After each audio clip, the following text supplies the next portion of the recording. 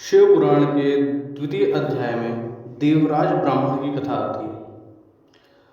बहुत पहले की बात है कि रातों के नगर में देवराज नाम का एक ब्राह्मण रहता था।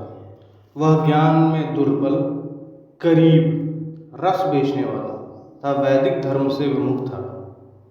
वह स्नान संध्या नहीं करता था तथा उसमें वैश्य वृत्ति बढ़ती ही जा रही थी।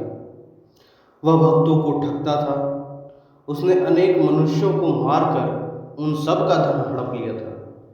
उस पापी ने थोड़ा सा भी धन धर्म के काम में नहीं लगाया था। वह वैश्यागामी तथा आचार भ्रष्ट था।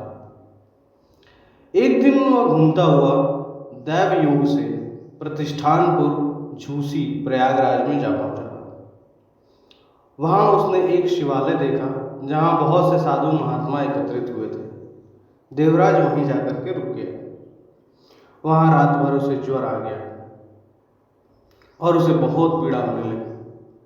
लेकिन वहीं पर एक ब्राह्मण देवता शिव पुराण की कथा सुना रहे थे। ज्वर में पड़ा देवराज भी ब्राह्मण के मुख से शिव कथा को निरंतर सुनता रहा। एक मास बाद देवराज ज्वर से पीड़ित अवस्था में चल बसा। यमराज के दूत उसे बांधकर यमपुरी ले गए। तभी वहां शिवलोक से भगवान शिव के पार्षद गण आ गए। वे कर्पूर के समान उज्ज्वल थे। उनके हाथ में त्रिशूल, संपूर्ण शरीर पर भस्म और गले में रुद्राक्ष की माला उनके शरीर की शोभा बढ़ा रही थी।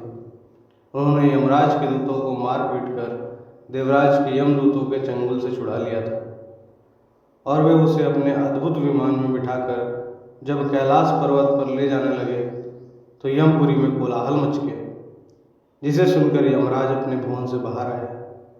साक्षात रुद्रों के समान प्रतीत होने वाले इन दूतों का धर्मराज ने विधि पूर्वक पूजन कर ज्ञान दृष्टि से सारा मामला जाना।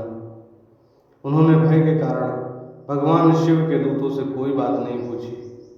तत्पश्चात शिवदूत देवराज को लेकर कैलाश चले गए और वहां पहुंचकर उन्होंने ब्राह्मण को करुणावतार भगवान शिव के हाथों में सौंप दिया।